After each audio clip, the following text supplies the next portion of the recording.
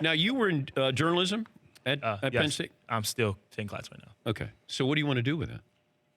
This? Maybe take your job. You can, no, I said to Deshaun Watson, Yeah. I'm here all day. Yeah. I'm Jalen Ramsey. You want a piece of this? You got to come get some. Yeah. Okay. I just feel comfortable. I like talking on the camera, on a mic. And you can't play football forever, but you can talk about it for a very long time. Okay, the key is to do as much as you can without interfering with your career. Because once you start to slip a little bit on the football field, then they're going to go, oh, he's spending more time off the field or he cares more. But the more you can do just a little bit, and don't be afraid to ask people questions now because you're young. Yeah. And I'm finding more and more players are getting into it earlier. So when they do get out, then they're ready to go. But I would apply for an internship. Yeah. Where do you live in the off season? New Jersey. Okay.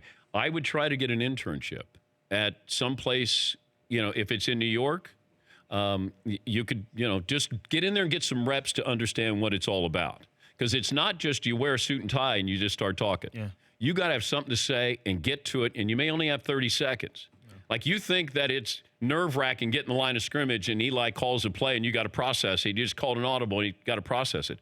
If I'm talking in your ear while you're talking on the air, you got to be ready to say something in 30 seconds. Or they may go, no, 15 seconds. Oh, no, go a little bit longer. Go 60 seconds.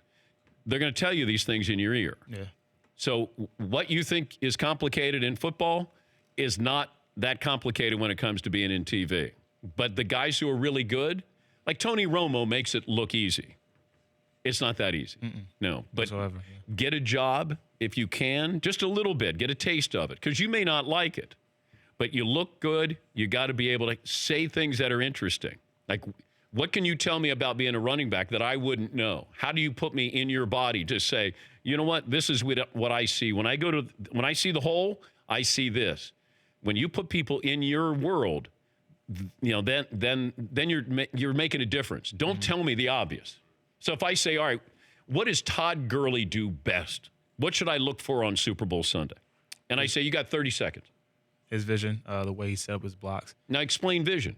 Oh, okay, I see what you're saying. So vision is what you see on the field, obviously, as a running back, and the way defense is set up, and their schemes and how they're going to attack you. So you got to be one step ahead. This is what I would do. If I'm your producer, I'm working with you, I'd say, no. What do you see? Or tell me a story. You know what? And when I get the ball, I'm not even looking for the ball. I feel the ball, but the first guy I notice is this guy. And when I see him, I go, okay, I can make him miss. Then I pick up my next guy. So what Gurley does is you get into the hole quickly, and then you got to make up your mind. Am I taking somebody straight on? Am I going left, right? Like, how do you read a block? How do you read a defender? Then you're putting people in your world. My perspective and the way I see things. Tell me what does it feel like to get hit hard? Is the lecture show you telling me now? Yeah. Okay. No, if you're on the air with me, yeah. I'm going to say, what's it feel like to get hit hard? Like, what's that feeling like when you get hit? Well, honestly, you really don't, talk from my perspective, you really don't really notice it. It don't really, impact you at all because you're so focused in your adrenaline. Wait, it doesn't hurt? It really doesn't. I only can mention probably 2 hits in my lifetime that hurt, and it wasn't because of the hit. It's because I landed on the ball and took wind out of me. Okay, but see, I think that's interesting because I talked to Jerome Bettis yesterday. He said he could hear defensive backs wince or cry when they were tackling him. I mean, he was like 270.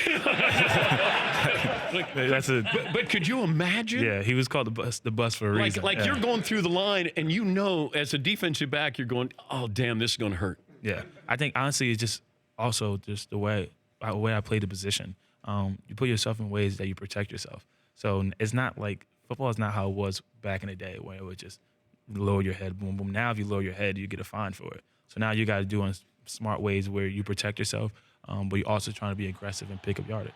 But I like that too because you're like Barry Sanders never got hit. The greatest. He's ridiculous. It's amazing what Barry Sanders is underrated, I believe. Yeah. Because I don't think there's been a greater runner of the football than Barry Sanders. I say that all the time. I think he's the best. When you make the argument who's the best running back, you talk about running back, you got to talk about everything, blocking, catching. Yeah, okay. But when you talk about a guy who just had a ball in his hand and it was just an X factor and could make people miss and get the job done, I not even just in a running back position, just any position out in general. I think it's Barry Sanders by far. For more Dan Patrick Show, tune to Audience Channel 239 on DirecTV or download the Dan Patrick Show app.